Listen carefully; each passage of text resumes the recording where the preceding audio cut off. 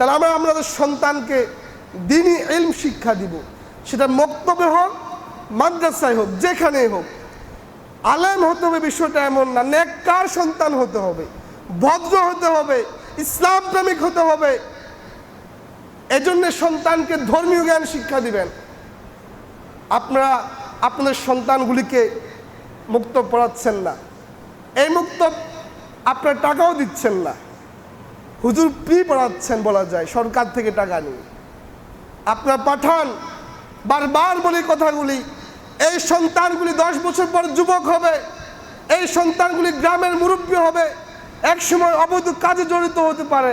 যদি তার ভিতর ধর্মীয় জ্ঞান থাকে, ইসলাম শিক্ষা থাকে, অন্তত পক্ষে অবৈধ কাজ করবে না।